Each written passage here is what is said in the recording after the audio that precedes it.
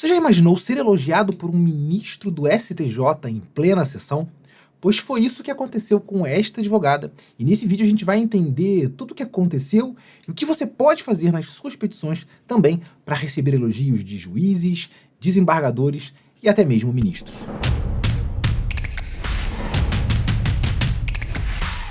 Olá, olá, e sejam muito bem-vindos a mais este vídeo para o canal Tipografia Jurídica. E hoje então nós vamos ver esse caso que aconteceu recentemente em que uma advogada foi elogiada publicamente por uma ministra do STJ.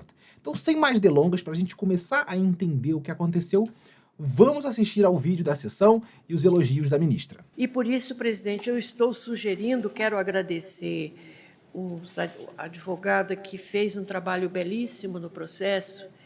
A tecnologia nos ajuda muito quando a gente tinha que fazer manualmente esses desenhos para entender a complexidade do parentesco. Hoje a tecnologia faz com muita...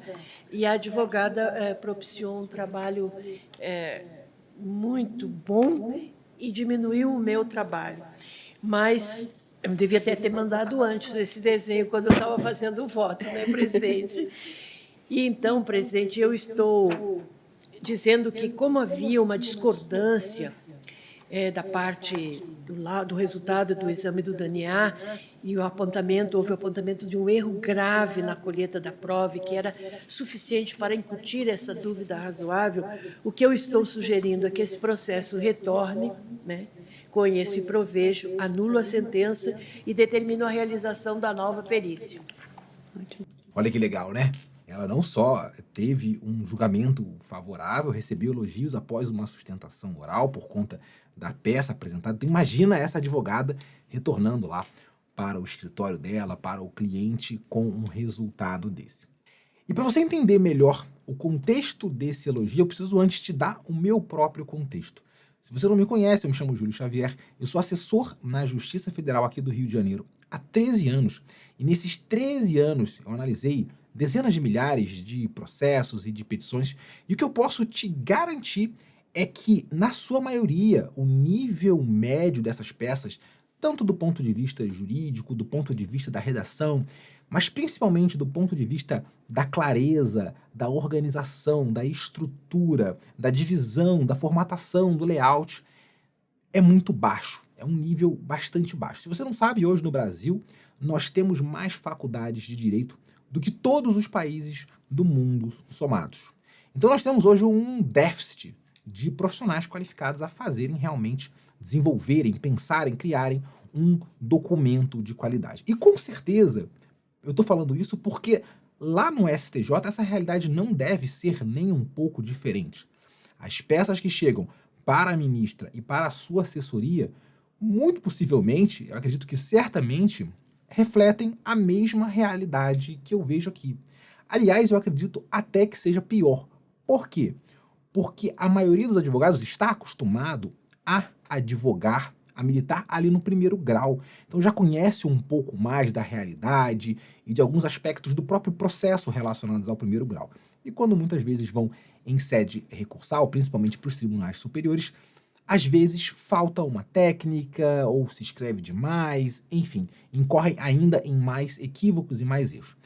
E todo esse contexto é para dizer que um advogado que consegue fazer de fato uma apresentação que favorece a compreensão, favorece a análise, que dá clareza e potência à argumentação e os fatos ali trazidos, com certeza consegue se destacar. E esse com certeza foi o caso dessa advogada que a gente está analisando aqui hoje. Dito isso, embora nós não tenhamos acesso ao caso concreto, o que a gente pôde entender da fala da ministra é que foi apresentado um documento, ou uma petição, ou até mesmo um memorial, e que nesse documento havia um ou mais elementos visuais que deixavam muito evidente, muito clara essa relação, essa tese que a advogada apresentou. Alguma coisa relacionada a grau de parentesco, e a gente sabe como muitas vezes é difícil colocar isso em palavras, como a gente precisa realmente visualizar essas ligações, esses elos entre as diversas partes de uma família ou de uma organização, né? Daí o nome organograma, que é o nome que esse elemento visual leva. E o grande ponto é esse. Muitas vezes até é possível que essa peça tenha chegado à assessoria e essa ministra tenha recebido um memorial e esse memorial tenha trazido luz, tenha deixado de forma muito clara e muito evidente o direito, a alegação, a tese da advogada recorrente. Então, mesmo sem acesso ao caso, a gente vai analisar algumas situações análogas em que o uso de elementos visuais, o uso de imagens, torna o direito muito mais compreensivo e muito mais persuasivo também. E por que nós deveríamos usar elementos visuais? Afinal, a peça, uma petição, sempre foi apenas um conjunto de palavras e frases, né? A redação jurídica com os seus fatos, os seus pedidos, o direito. E qual é o lugar, em que momento que esses elementos visuais entram e por que eles fazem sentido? Como eu gosto de dizer, o que acontece é que a redação jurídica, a sua redação, por melhor que ela seja, por conta da complexidade inerente a algumas situações fáticas ou jurídicas, ela encontra, às vezes, um certo obstáculo. Então, vamos dar um exemplo, esse próprio do caso, um grande organograma em que há relação entre vários personagens em vários graus hierárquicos. Se você tentar descrever isso num parágrafo, fulano era tio de Beltrano, que era filho de não sei quem, de Caio, de Mévio, de Tício, você começa a criar uma teia que você não consegue mais imaginar. Por mais que você leia e compreenda, aquela informação não está clara o suficiente. Então para pensar aí se você fez ou está fazendo universidade, uma faculdade de direito, aquela prova em que caiu uma situação concreta, com uma situação dessas, por exemplo, de família, e o que você faz? É quase que instintivo. Você pega a caneta, coloca um rascunho do lado da sua prova e começa a desenhar aquela relação para que ela fique mais fácil. Imagine também se a gente fosse pegar uma planta de arquitetura, falando de uma avaliação de um imóvel, de um terreno, que fala assim: o terreno mede 30 metros de profundidade e quando chega no rio, e você começa a descrever isso e o tamanho e onde fica uma árvore, o seu cérebro não é capaz de imaginar com precisão todos esses elementos. E é por isso que a gente coloca uma imagem de uma planta, né, com os traços e com ali as medidas verticais, horizontais, profundidade, e aí você consegue visualizar e entender um croquis de um acidente em que muitas vezes a pessoa pode descrever o acidente, mas aquilo não é suficiente para você entender. Então o que eu quero que você entenda é que não é um preciosismo, não é um modismo, é simplesmente algo que vai ocupar um espaço que o texto não ocupa por encontrar um limite que é inerente às palavras. Então, o estímulo visual, ele chega em um lugar onde o texto não consegue. E aqui a gente não está falando de colocar um monte de cores ou ícones ou martelinho e essas coisas completamente caricatas e que não têm função alguma na peça, mas de colocar elementos funcionais que de fato complementem o texto. E muito mais do que apenas ocupar esse espaço em que o texto não chega, em que o texto não ocupa, em dar mais clareza aos fatos e à sua narrativa, eles também tornam muitas vezes o argumento mais forte, o argumento mais potente. É claro que a força de um argumento muitas vezes está relacionada à sua própria clareza, à sua própria facilidade de compreender, de compreensão. Mas muitas vezes a imagem ela vai gerar, ela vai ter um apelo visual que o texto não tem. Então vamos aqui a alguns exemplos que eu separei de casos concretos de alunos meus que aplicaram elementos visuais em situações variadas. E a primeira delas foi numa situação de pensão alimentícia. Então nós temos dois elementos visuais aqui. O primeiro, uma tabela, e a tabela ela serve principalmente para organizar. Então aqui ela não está com essa função de dar força argumentativa, mas de organização. Fica muito pior, e eu sei disso analisando, por exemplo, as aposentadorias, em que tem vários vínculos, é muito ruim quando vem no corpo do texto. O vínculo 1 foi de tal a tal, no estabelecimento tal, conforme documento tal. O vínculo 2 Quando isso vem numa tabela, isso dá uma outra esquematização e facilita muito, diminui muitas vezes o número de erros, facilita muito o processo de análise, o confrontamento com a defesa, o confrontamento com o processo administrativo. Então, tudo que no final das contas vai favorecer ao autor, a quem utiliza isso. Então, ela colocou esse elemento aqui para dar uma organização muito clara sobre as despesas daquela criança. Então, isso mostra também que aquele advogado está entrando com organização, não está entrando com uma causa completamente descabida ou descuidada, porque ele fez questão de relatar tudo. Isso também tem um efeito muito positivo. Para quem não viu, assista ao meu vídeo, o efeito Halo, o efeito Horn, que tem aqui no canal, mostrando como a sua peça pode influenciar simplesmente pela organização e pela aparência, a decisão do juiz. E o segundo elemento que está aqui também é um elemento gráfico que... Qual é a grande questão desse elemento? Ele, à medida que você pega os gastos da criança e os pagamentos da mãe, confronta isso, ou mesmo pega a pensão do pai e confronta com os seus recebimentos, caso esses recebimentos sejam altos e vultuosos do pai, você está demonstrando visualmente alguma coisa. Que coisa? Que essa parcela ela é ínfima com relação ao que o pai recebe, e isso, não adianta você escrever que ele recebe 10 mil e paga 1.000. Isso tem uma força, mas quando você coloca num gráfico e essa parte maior do gráfico engole essa parte pequena do gráfico visualmente, isso tem um recebimento, um apelo diferente do que simplesmente o texto. Então você pode colocar assim, você pode colocar também a participação da mãe versus a participação do pai, você pode colocar os gastos da criança versus a participação do pai. Existem várias formas de você alocar essas informações num gráfico que vão colaborar para, além de dar clareza, tornar esse argumento muito mais persuasivo, muito mais convincente. Nós temos um outro exemplo de um aluno que usou também os gráficos para confrontar os gastos de energia elétrica entre o ano X e o ano Y, um ano subsequente, mostrando que havia uma desproporcionalidade tão grande entre as cobranças que só podia ser um erro. Então isso, de novo, ele pode escrever em palavras? Claro que pode. Mas quando ele coloca esse gráfico, dá uma sensação no leitor quase que imediata de que algo está errado ali. Então, a não ser que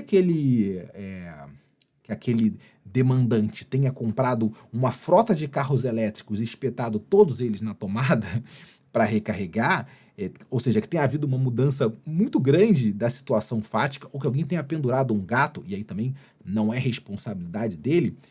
Ora, teve algum problema ali, então vamos investigar, vamos conceder uma tutela para suspender essas cobranças, tá? E isso também evita que essa informação passe despercebida, como poderia passar no corpo do texto. Você cria um elemento visual de apoio, um elemento visual que capta a atenção mesmo naquela leitura mais rápida, naquela leitura mais dinâmica, que é, por exemplo, uma leitura de inicial.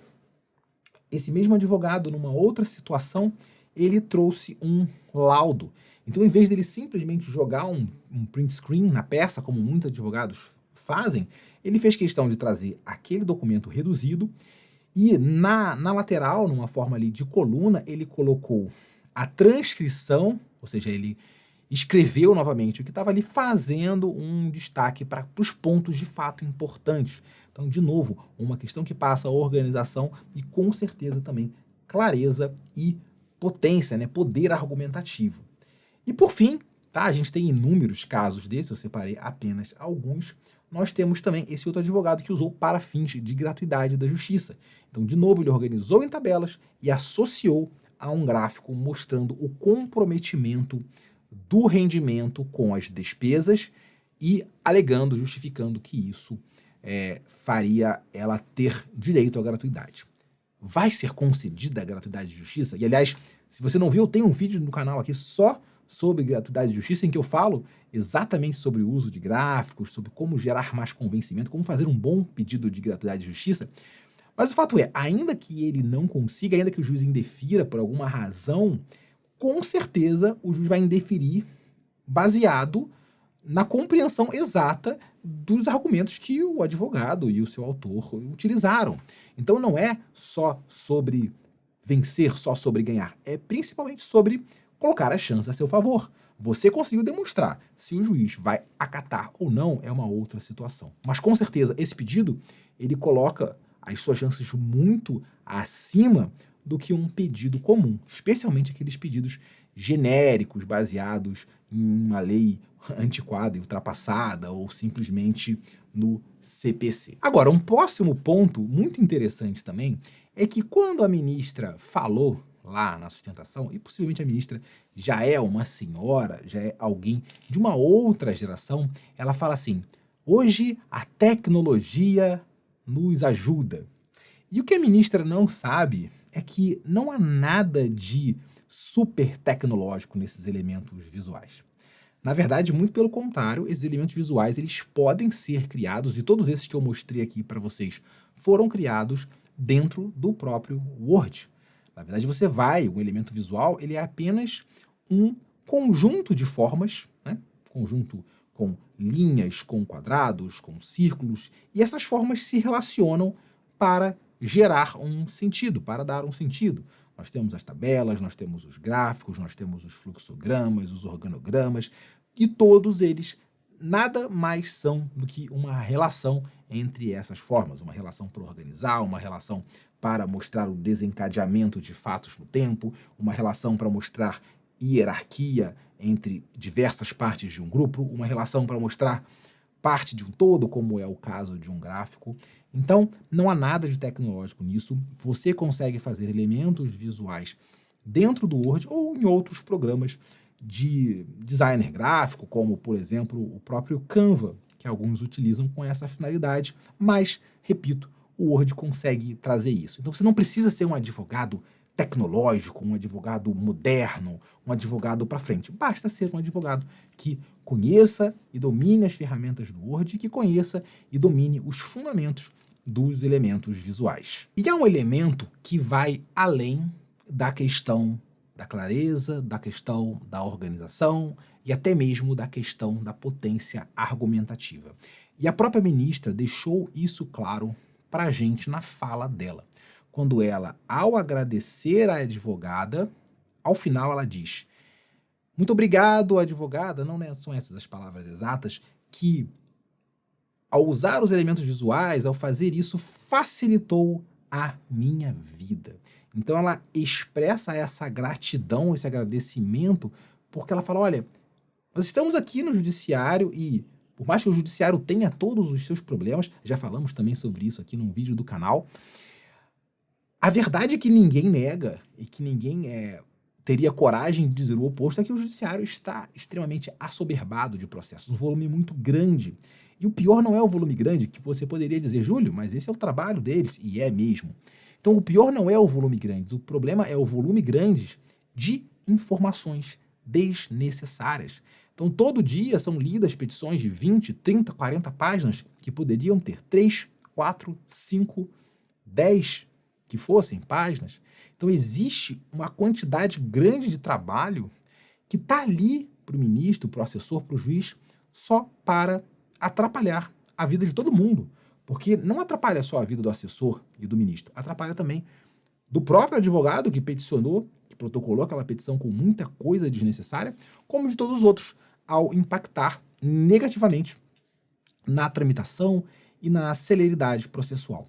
Então, quando ela agradece e quando ela fala em facilitar, ela está falando nada mais, nada menos do que em reciprocidade. E a reciprocidade é uma das coisas mais antigas do ser humano, é algo que está conosco desde lá dos tempos da caverna, que é o nosso senso de retribuição. É você, por exemplo, que vai deixar um like no canal porque está até aqui, aprendeu alguma coisa, está gostando do meu conteúdo, gosta de mim, gosta do meu conteúdo, e vai falar: poxa, se o Júlio ganha com o meu like, se o Júlio ganha com a minha inscrição, com o meu compartilhamento, eu devo fazer isso. Afinal, ele também está me dando alguma coisa. Então percebe como o senso de retribuição está em nós. E não é que a juíza vá decidir em desconformidade com a lei apenas com base no senso de reciprocidade. Mas para pensar numa situação difícil, numa situação em que a decisão pode pender para os dois lados, para o sim e para o não, para o deferimento ou para o indeferimento, com certeza, ter reciprocidade, o advogado que consegue gerar reciprocidade, ele, de novo, vai colocar as chances a favor dele, muito mais do que o outro advogado que não fez isso. O que muitos advogados não entendem é que o juiz não é a parte contrária. Você entra numa lide, sim, para litigar com a parte contrária, embora, claro, você possa cooperar, você possa fazer um acordo, mas o litígio, a lide existe entre as partes contrárias. E com o juiz, você não deve brigar, você deve colaborar, você deve cooperar e fazer: juiz, eu quero te ajudar a decidir a meu favor. Essa que é a grande estratégia que o advogado deve fazer. Então foi isso que ela fez. Ela usou todas as ferramentas que ela tinha a seu alcance para ajudar a juíza, ajudar a ministra, mas não simplesmente ajudá-la de forma estratégica, que é ajudá-la a decidir no sentido que ela busca. E esse não é o único caso. Olha só, essa decisão que eu recebi de um aluno nosso que veio agradecer, me mandou um e-mail e falou: Júlio, olha só que legal, ele me mandou a peça e me mandou também a decisão. E no primeiro parágrafo, o juiz fez questão de falar: de início, agradeço imensamente a inicial, concisa, objetiva e técnica. Então você se lembra do que eu falei lá no início do vídeo, do contexto que era necessário para você entender por que isso acontece, do meu contexto pessoal, do contexto da ministra, de um contexto em que as petições que são protocoladas diariamente, na sua maioria absoluta, elas são prolixas, elas são genéricas, elas são inespecíficas, lhes faltam clareza, não há uso de ferramentas estratégicas, a formatação está mal feita, prejudica a leitura. Então, num contexto onde isso é a regra, a exceção recebe elogios, a exceção consegue reciprocidade, a exceção conquista resultados melhores, como foi o caso desse aluno. Então, você já dá o pontapé no processo, um pontapé com o pé direito, né? Aquele pontapé de, pô, já ganhei aqui, entre aspas, claro, né? Entre muitas aspas, eu já ganhei o juiz, eu já consegui aqui ganhar a simpatia dele. Ele já vai ter um olhar muito mais cuidadoso, e ele percebe, a partir disso, muitos atributos positivos que ficam muito mais claros lá no vídeo do efeito Horn e do efeito Halo, que eu já mencionei para vocês aqui antes, neste próprio vídeo. Então olhe para esse cenário de excesso de profissionais, de concorrência e de judiciário assoberbado como uma oportunidade de fazer diferente, de fazer melhor e assim se destacar como fez essa advogada. E para isso basta você continuar maratonando os vídeos aqui do canal. A essa altura já devem estar aparecendo aqui 2 sugestões para você continuar assistindo. E tem muitos outros vídeos no canal, os vídeos que eu indiquei também ao longo deste vídeo. Então é isso, um grande abraço e até a próxima.